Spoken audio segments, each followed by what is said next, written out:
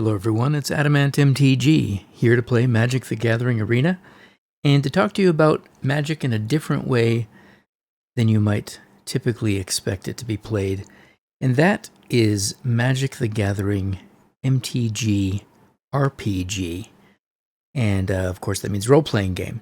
And why am I talking about this? Well, when I first started, when Magic was first introduced to me, way back in 1993, I was an avid Dungeons and Dragons and Champions role-playing game enthusiast, and we were playing second edition D&D.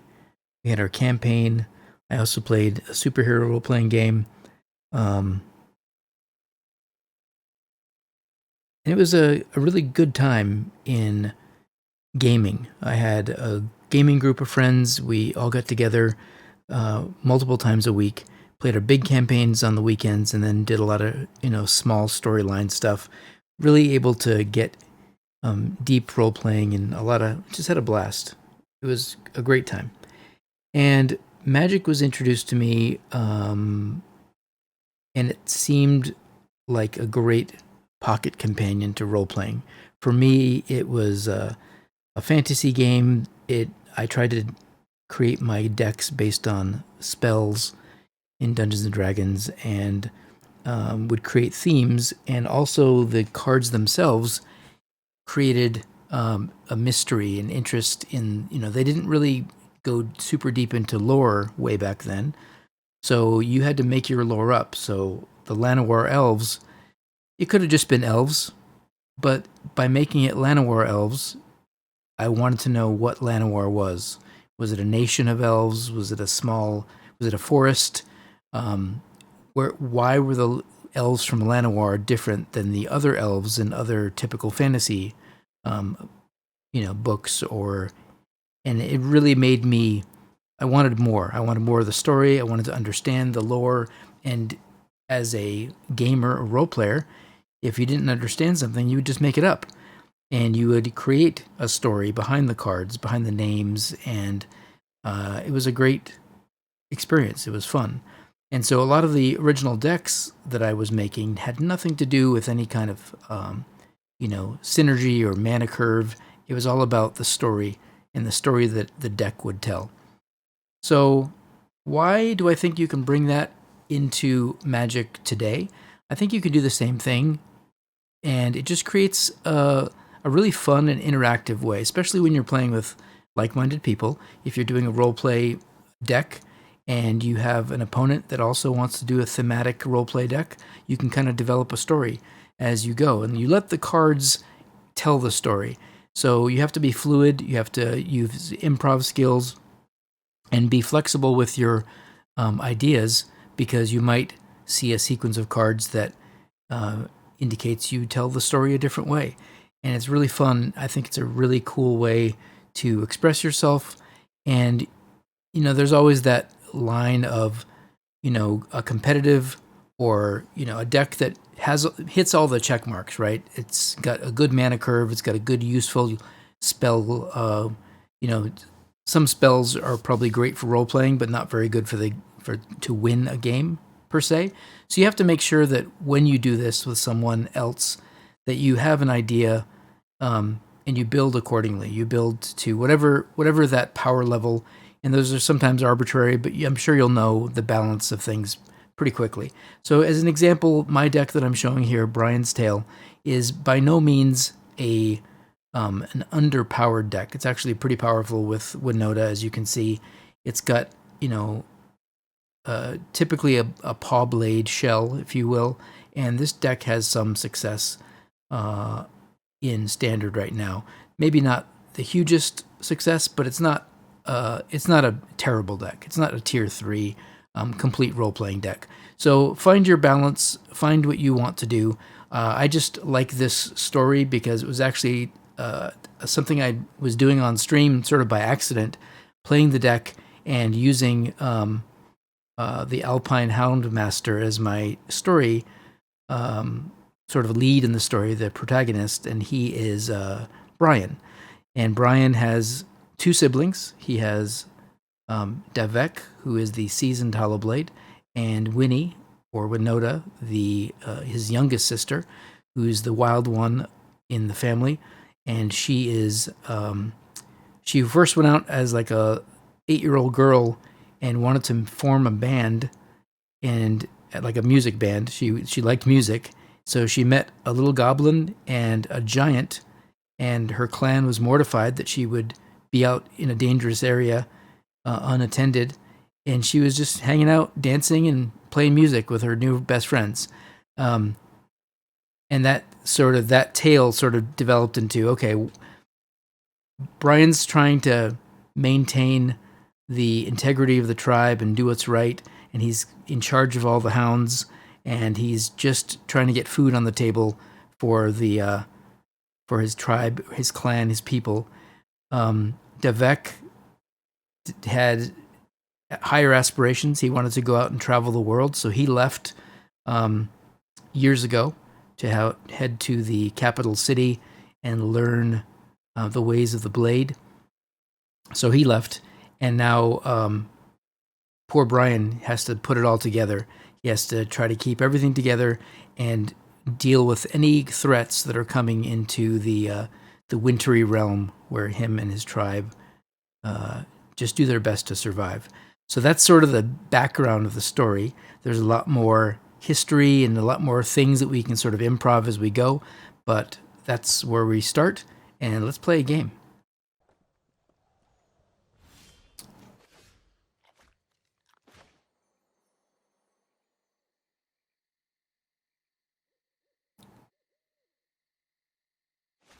During Brian's morning routine, he cleans the kennels, checks on all the hounds, and then spends time at the temple, meditating over the day. His concerns are that the tribe remains healthy, strong, their hunting schedule is on track,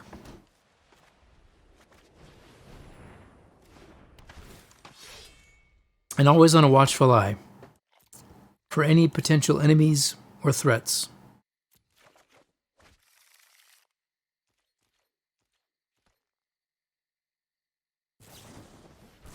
And on this day, a strike of lightning hits over the ridge, and Brian hides.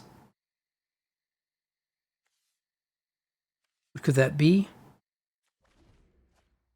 He grits his teeth, gets his best dogs ready, and across the ridge he sees a fiery spirit, an elemental.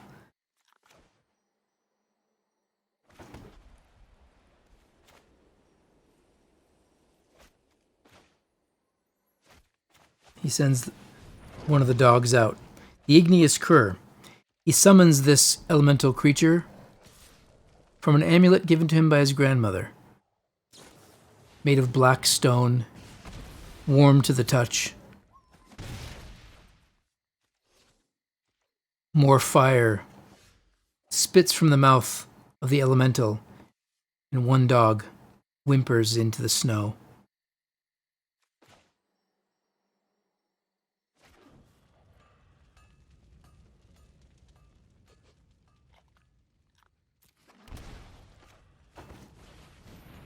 The brave dogs charge back up the hill.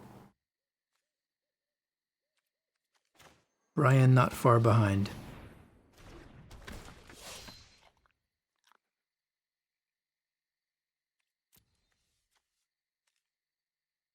His amulet glows a deep orange, and another portal opens. More fire from the creature. Another dog falls.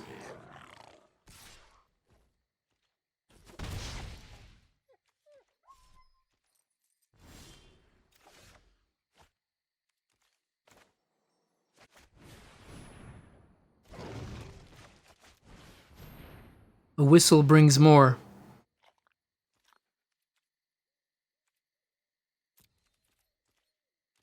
Brian spots a goblin on the ridge. More elementals.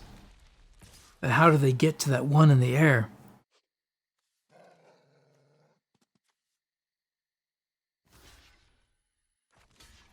Igneous Cur arrives at the top of the ridge first, taking down a goblin. The goblin stabs at its fiery body. They both go down.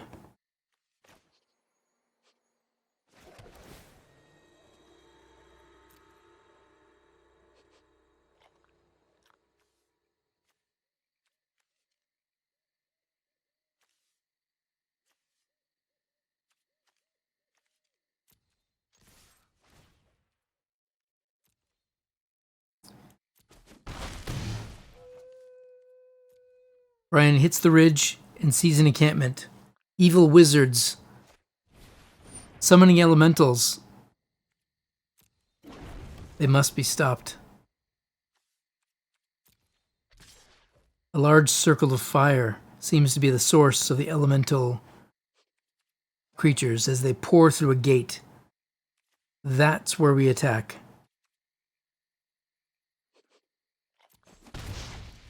High above, the elemental spitfire, sending arcs of ember energy into the encampment.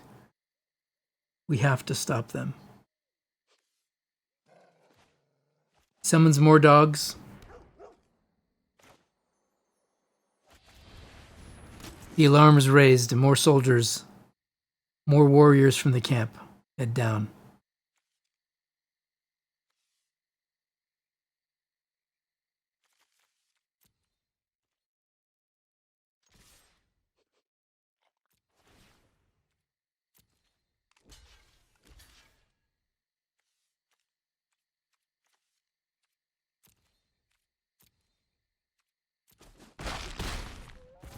Another of Brian's faithful hounds is lost.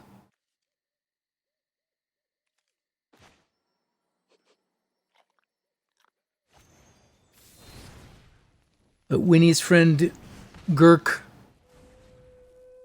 ambushes one of the elementals, stomping it out of existence as it was injured by the dog.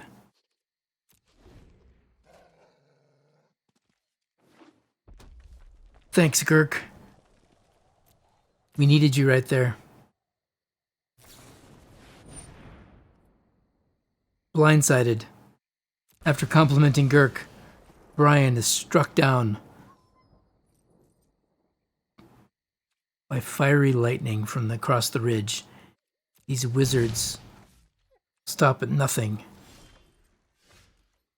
Quaffing down a magic potion, Brian grits his teeth, whistles for his dogs, and realizes he's on his own. But not without Gurk striding up to his side. Little Brian never alone. Gurk, help. I don't know what Winnie sees in you, Gurk, but thanks. You're brave. Maybe a little bit dumb, but brave. Oh, me take that as compliment. Let's finish this, then.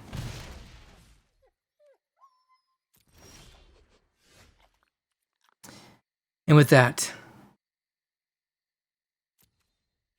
one final push up across the ridge and into the encampment, slashing through the wizards and shattering the portal to the elemental plane. And this battle today is won.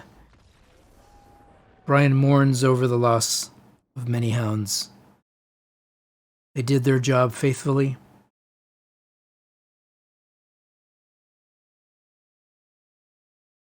And they head back to the camp.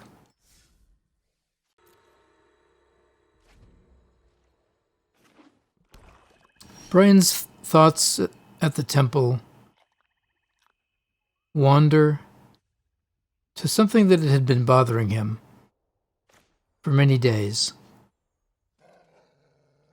While patrolling to the west,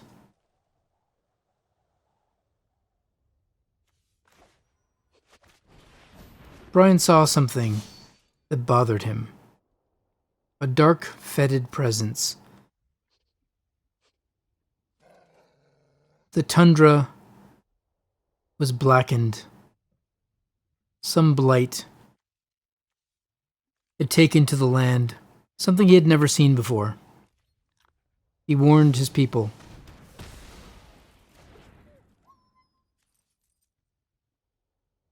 And then... No.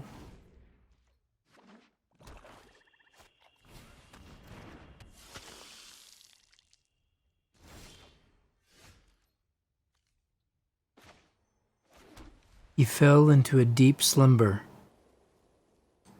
A feverish dream took him. Whispers in his ear. What was this?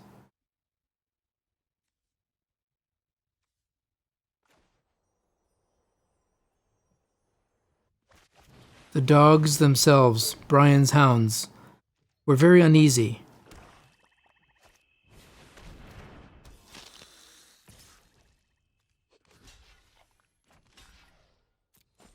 One of the patrols found a dog drained entirely of its blood. Who would do such a thing? No signs of blood anywhere, a lifeless husk. This, of course, raised the alarm.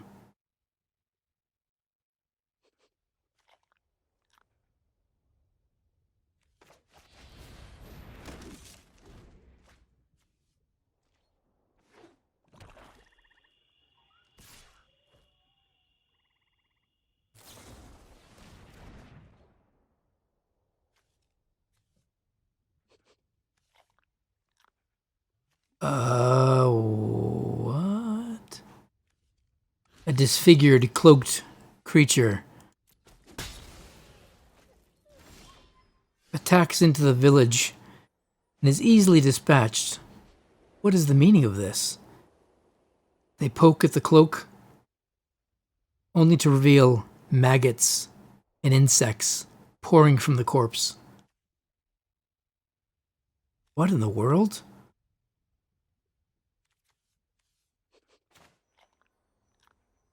The alarm is doubly raised. What matter of creature would turn into insects or be filled with them?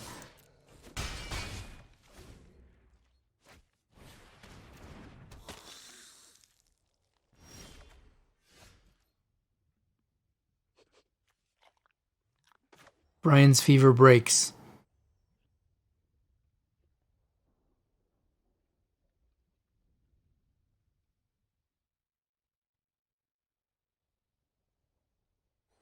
Winnie tells him, just stay in bed. Little brother, I'll take care of this. And with that, Winnie, in all of her glory and all of her impulsiveness, attacks Devek at her side, Tajik, and Brian gathers the strength to get up from his feverish sleep and attack. Devek twists his ring of multiplicity. Tajik joins his friend, and they all attack with glee. Tajik, watch out!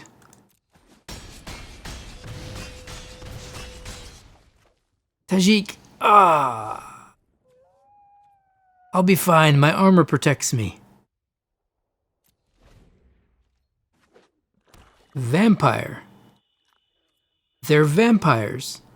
What's a vampire? You have much to learn, Tajik says. I will teach you the ways. But first, let's finish this.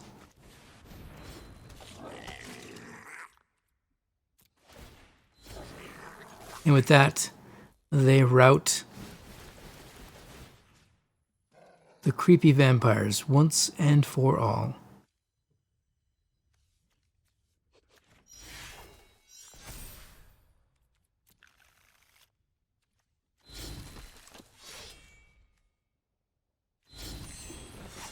And soundly, I might say.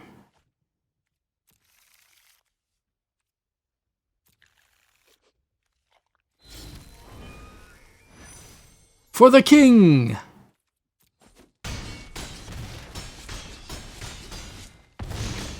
I, Tajik, will claim this victory for the king of the north. And with that, victory over the weird vampire creatures is complete. All right, everyone, this is the wrap-up of the video. Hope you enjoyed the ideas of role-playing RPG MTG. I'm a little out of practice, so kind of going through the steps was pretty fun. The more you play a deck, of course, the more your storylines will get fresher and probably do a better job differentiating the voices of Tajik. And I want a voice for, you know, the Giants and everybody. But what did we learn today? We learned that Brian is just doing his best. He's a little bit overwhelmed by the responsibilities he has. He's got his dogs, his hounds that he watches over, helping him patrol and guarding the his village. I really liked the Davek and his ring of multiplicity. That sort of came out of nowhere. That was fun. I guess you have to have a reason to have multiple Daveks. That would be weird. So with the world of magic, it's easy enough to get a lot of Daveks out. He just twists his ring and there he is. Like a multiform or mirror image or whatever you want to call it. But ring of multiplicity, that's what I came up with. The village warriors who are on alert. That's kind of cool. Of course, his buddy Tajik, who traveled from the north with him. They're best friends, boyfriends, I don't know. They're just doing their thing. And then, of course, we have our little goblin and our giant and Winnie just trying to put together the band. That's what this is. And of course, because she's so inspirational and people just like to follow her free-spirited ways, she definitely brings together the everyone kind of rallies around Winota. She's fantastic. She has a way with words and motivation, and of course we saw her pretty much just wreck the bad guys. Kenrith, a legend of the North, king of the capital city. Why is he down here? Was he actually there, or is it just the spirit of Kenrith that Tajik honored in that final battle? We don't know.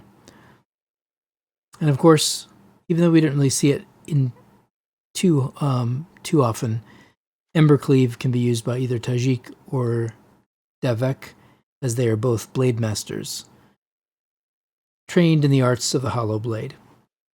And that kind of finishes the tale with that amazing relic. We had the kind of the morning meditation, and didn't really have a place for the foundry, but we'll have to work that into the story next time. Anyways, hope you enjoyed it. I hope you're inspired to do something similar. If you have any great ideas, or if you have ideas and want me to build a roleplay deck around a certain card or a certain theme that you might like, suggestions and comments are welcome. I would love to take upon maybe a different tale, a different storyline, and maybe in the future even do some cooperative storytelling with an opponent rather than just Sparky. Sparky was just kind of knocking the rust off of my roleplay improv ideas. Hopefully, the idea here isn't to be perfect. It's just to try something new. If you're not comfortable with role-playing, or if you're not comfortable with kind of, obviously I don't want to do this on, the general play queue because people won't realize, I'm definitely playing slow because I'm trying to formulate ideas. To me, the story is more important than the cards I play. So in the case of this, reviewing the games, I'm sure there's a lot better ways to play the cards, but that's not really what the concern is here. The concern is here is how to interact with the game, how to interact with the cards that you see to tell the best story. And it doesn't always work perfectly. Sometimes it's awkward, sometimes you stumble, but that's the idea here isn't some form of perfection, but rather a process, and it gets easier every time you do it. So please enjoy it. Have some fun, even if it's just talking to yourself in front of the computer. I mean, of course, if you have friends, family, roommates, you might want to explain to them why you're talking. But hey, if you're a streamer, you can do it and no one questions you. Just making a YouTube video, just talking to myself. Everything's fine. Perfectly normal. But anyways, I hope you liked it, and there will be more of this to come. Please give me your comments. If you think it's incredibly nerdy, that's fine. You can leave that comment if you'd like. But I enjoy it, and I would appreciate any advice, tips, and spread the word. This is something that I'm really excited about, something new, and I don't see a lot of people playing Magic this way. I would love for it to catch on. So share it with your role-playing friends, and let's start something big. All right, on that note, take care. Be safe out there. Be good to each other. And like, subscribe, all the things that I'm supposed to say at the end of a outro. Take care.